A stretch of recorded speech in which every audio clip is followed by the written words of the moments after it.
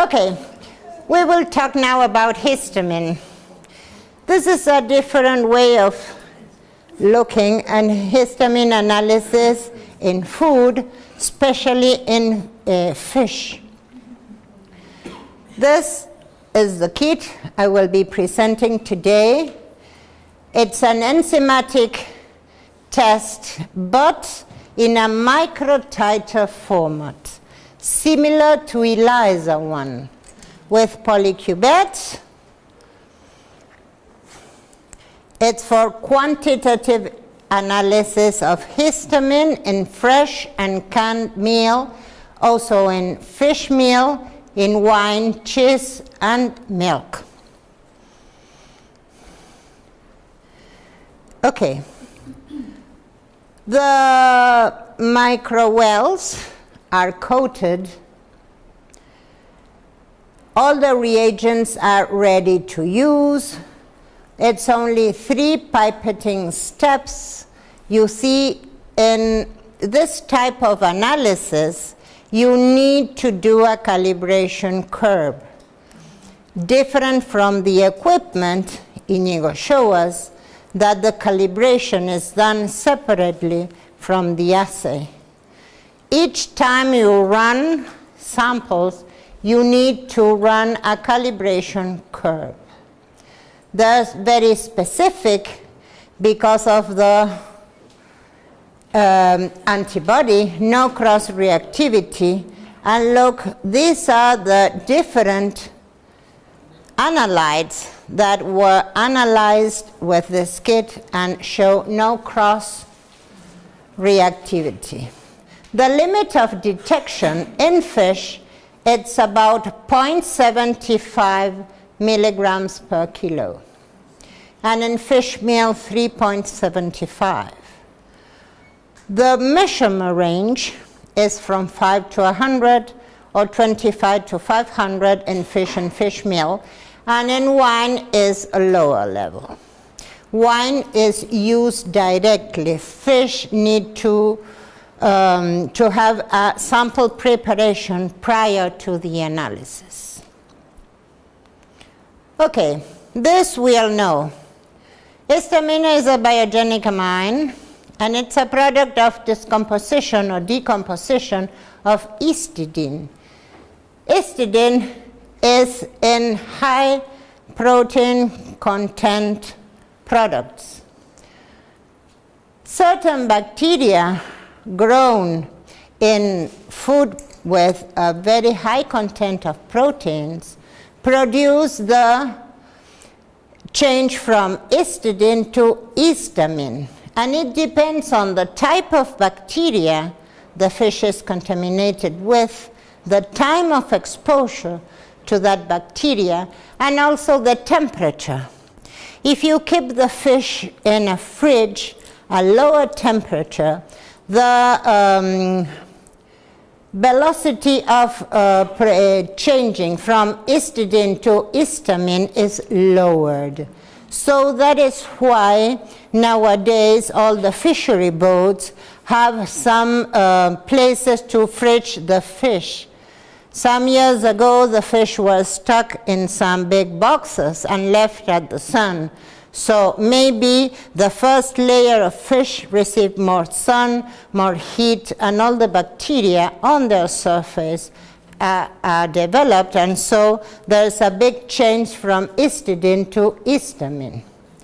In fish, look at these. Maybe it's 1,000 of milligram per kilo of histamine in a contaminated fish, and you see nothing. The fish that does not smell, it's not of a different color, it looks the same, but it's highly contaminated. If you have a fish that is highly contaminated and there's a lot of histamine produced, that's what we call scombroid poisoning. And in wine specifically, it's called headache from the wine. When you think you drink a lot of wine, but that's not really true. Don't lie at me. If you drink a lot of wine, you have a headache next day. But when really you drink only few glasses of wine and you have a strong headache, probably that wine has a high concentration of histamine. On the other hand, with good quality fish, the concentration is less than 10. I don't know if locally you have levels for acceptance of histamine. In Argentina, we don't have that, but when we export fish, we need to know the legislation of the receiving country so we can send that good. Of course, fish is always, when it is fresh, sent refrigerated. Okay? The limit is from 50 to 200, and it depends on the fish species and country. In Argentina, we don't have this regulation, but commonly from 50 to 200. And take a look that 10 is a very good quality fish. Similar concentrations have been found in cheese, but take a look on wine, it's lower. That is why the cutoff value in wine is much lower than in fish and cheese. Okay, if you have the fish under 5 degrees centigrade, the production of histamine is not stopped, but it's lowered to a very high level. So if you are exporting this by ship, maybe from America to Europe, it takes about 3 days. No problem if you keep that under 5 degrees centigrade. On the other hand, above 60 degrees also, but that's cooked fish. So I don't think you can manage doing that. But if you cook a fish, you stop or prevent the histamine production. Okay? Unluckily, this amine is thermostable. So if the histamine is produced already, and then you cook the fish, the histamine remains and produces you that type of allergenic reaction, because histamine is the substance that is produced when you have an allergy. You know, the high content of IgE antibody produces the degranulation of this white cells, and histamine is free. So I don't know if is there any case of such an intoxication with histamine that the patient has shut his throat because of the high content of histamine, as it happens in a very acute allergy reaction. But I don't know if with this histamine happens the same. So refrigeration and freezing are very beneficial. But you know that freezing is much more expensive than refrigeration and much more expensive than room temperature. So you need to take the chance to analyze in your product what is the rate of histamine production in the time you need to send that to the country who is receiving your goods. What happens? On the other side, the best is prevention. So cool the raw material. That is why nowadays all the fish boats have refrigeration cameras. Okay, this is the chemicals. That's for you, so you understand that better. I'm a biologist. I have a lot of chemistry in the university. I don't really love it. So this is the histidine molecule, and this is the histamine one. See, it loses here a carbon, COOH. Okay, an acid radical, I don't know how to call that. It's a decarboxylation of the molecule. Christine, Okay, may I yes. point out one Oh, yes, of particular course, piece of course. Information that is quite important is that this is an enzyme. Yes, And once the enzyme is produced on the fish, it will continue working even if the No bacteria. Which produce the enzyme are cease multiplication because you control the temperature. So if you get a lot of the enzyme produced, even if you reduce the temperature of the fish to 0, or even if you freeze the fish, the enzyme continues to operate, albeit at a lower level, but it continues to produce this change from histidine to histamine. Yes, that's true. I think that's The thing is that, thing about yes, this enzyme is produced by bacterial multiplication, and as it is an enzyme, it is used but not consumed. So once the enzyme starts working, it decarboxylates this molecule, passes to this, and then the enzyme is free to work again and again and again. If you lower the temperature at the beginning when you fish the fish, then you have no or very few of this enzyme. And then you lower the temperature, enzymes usually work at higher temperature.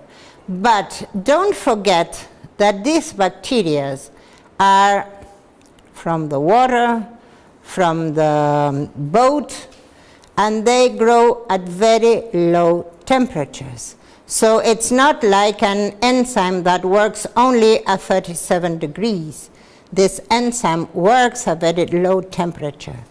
So if you freeze at 0 degree or a much lower, like -10 or -20, maybe you can reduce a lot the product of the enzyme, so you can reduce the production of histamine.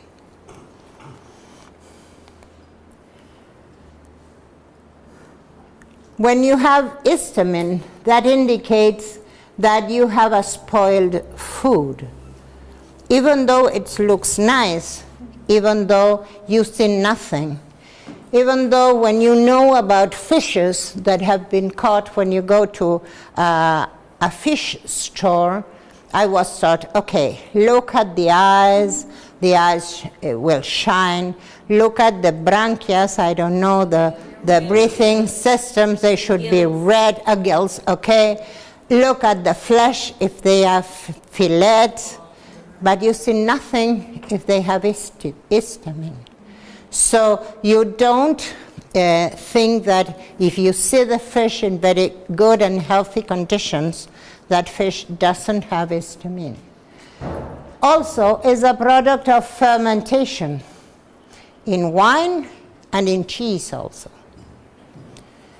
So this analysis should be made by all the industry processing fish, the labs in the wineries, and also the contract labs. And of course, all the controlling labs of the different places in the world. I forget the word country, and I say países, it's countries. So, if you are in a reference lab or a controlling lab, you should make histamine analysis. Okay, the basis of the reaction is an enzymatic reaction. This microtiter is coated with this reagent that it's an electron carrier. Why? Because you put also a dye. And when the reaction occurs in the presence of this enzyme, you have histidine passes to imidacetaldehyde. All that word. Imidoacetaldehído, we call that in Spanish. The forming dye with a change of color is measured in a spectrophotometer, and it is directly proportional of the quantity of histamine in the sample. But as we are making a correlation between color of the dye and concentration, we need a calibration curve. Dose response. That's why we make a 6-point calibration each time we make this type of analysis. Okay?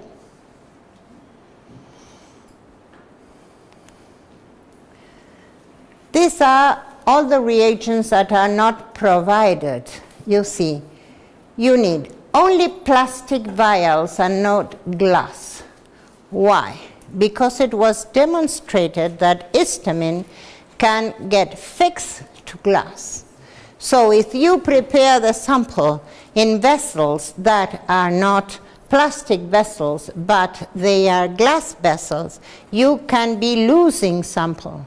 You can be losing histamine from your sample.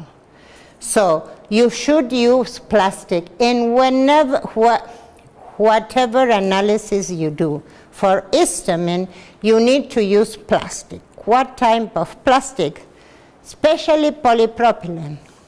This is the best, but it's the more expensive. So you can use what plastic you have in your lab. You need something to mix the sample. We call that vortex. If you don't have a vortex, you can do like this and shake it. 100 samples shaking like this, it somehow bought some variables pipettes, but look, very small ones. A spectrophotometer, but it's in the microtiter way. So the lights come on top for the ELISA, so for the ELISAs, reading at 450 nanometers. That's in the visible, because you can see the color. And this is a soft that we offer for free when you buy the kit, so you can make all the statistic calculus. It's like, you see, you have some programs like statistics, for example, that you enter the values and then you get the curve drawn. But this is one that our Bioform has developed, and it's given for free for each customer that buys the kit. For fish analysis, we also need this vial, screw caps, 50 milliliters. Similar like this. These are bigger. This is 120. Those like Falcon tubes from 50 ml. You need an homogenizer, maybe Ultra-Turrax mixer or laboratory mincer, because okay, I throw the fish out. You cannot use that fish in that big piece. You have to cut that in small pieces. Try and make all the sample preparation at low temperature, because if it takes too long in the lab, the possible bacteria that are contaminating are still producing histamine, so you have a higher value than the real one. For this sample extraction system, you need a water bath, a boiling water bath, because the extraction is made with water in a boiling bath. And you need to centrifuge the sample. So you need a centrifuge and centrifuge vials, also plastic. Okay? This is the sample preparation. 5 grams of homogenized sample placed in a 50 ml polypropylene vial with a screw cap. Okay, screw cap or with a flip cup. You have to be cupped. 20 milliliters of distilled water, close the vial, shake it or vortex until the sample is really evenly suspended. This we did has very big pieces of fish. We need to grind this very small. Then you have to incubate 20 minutes in boiling water bath and shaking for time to time. There's a word we use for floating. So we need the sample to be floating on the boiling water. For that we have some special racks that float on water. If not, we have some foam, white foam. You can put the tubes. If you buy this polypropylene 50 milliliters tube, they come in foams. So you can get the tube across and leave them floating on top so that sample is really inside the boiling water. Then you have to cool the sample. You can cool it in a reverse water bath with ice, centrifuge it, and only use 100 ml of this undiluted extract in the assay. So see, this is a sample preparation that takes you some time. The homogenizer, is it something that you have to sterilize in between samples? No. As you work in the lab during the day, you don't need a sterilization. You need to clean it so no rest of other fish stay there. But we have this called ultra turrax. In Argentina we cannot get them. They are very small buckets, stainless steel with an helix, but it's a very small sample. So we use this grinding for coffee, familiar coffee grainers. So we use there, and the bucket should be of stainless steel, so you can clean it with hot water. So in between every sample you have to take Yes, you have to cut in very, very small pieces. We also have some devices for our kitchen when we cook. That we, how to say, it's a stick, electric, with a helix at the back. Okay, yeah, well, okay, but that's not official ultra turrax. Ultra turrax is with a small bucket, okay.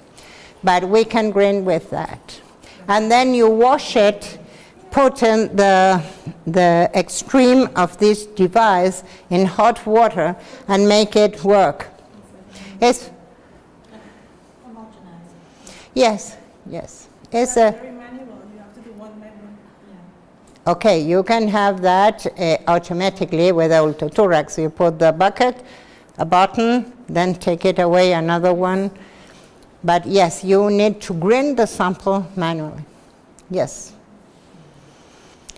This is what you receive when you receive the kit: a quality control sheet. Chart contains all the 6 standards. What is the absorbance, the obtain, the standard deviation, the repetition, and the coefficient of correlation. And you also have all the components. Okay, the kit has a number lot or a lot number with an expiry date. I hope this picture. The expiry date is 2018, no? Oh, because this is 2014. Okay. And each component of the kit has its own lot number and its own expiry date. And the expiry date of the kit as a whole is the lower expiry date of a component from the kit. It is signed and it is said that this is approved by the quality area of our biofarm.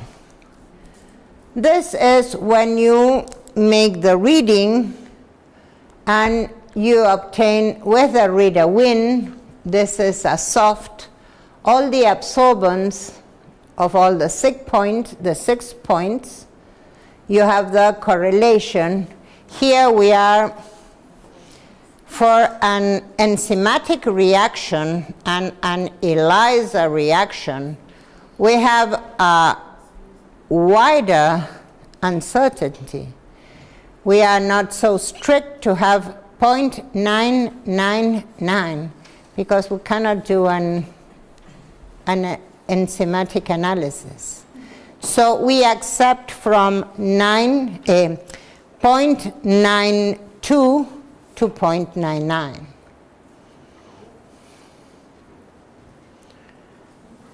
This is how the results are presented. These are all the 6 standards. These are the absorbance. You have to read and duplicate twice. So our A1, A2. And these are the samples with examples. This is a real with all the mean absorbance, the coefficients of variation. Take a look that we accept at least 10% in this type of assays. This is the dilution you make because you may have high results or low results, so you may need to make some dilutions of the sample. The samples are diluted in water, and these are the results you obtain. If the results go too high as this higher, in this, this is lower. In this case, it's lower than the limit of quantitation, but you can have a sample higher of the limit of quantitation, so it is stated in red. Yes. So this is something as a tool to help you make all the calculations. You have to make this analysis in a regression type of analysis, statistic analysis. And you need to do your calibration curve so you can correlate absorbance with concentration. Yes? If you don't do this when you analyze a sample, you only obtain absorbance, and you know nothing about concentration. Okay? And I think when this kit was delivered to the market, they participate with some rounds in interlaboratory rounds. This belonged to FAPAS. Biofarm in Argentina is an official distributor of this interlabs rounds. So take a look. These are the assigned value by FAPAS, and these are the values obtained for the samples analyzed with this RidaScreen histamine enzymatic. These are the twofold z-score range. So it fit very, very good, mostly in the middle. Remember that the cutoff value is from 50 to 100, depending on the country. So this sample is high, this sample is high, but these two samples are very low. And these are the ones difficult to obtain a very good and accurate result. Okay.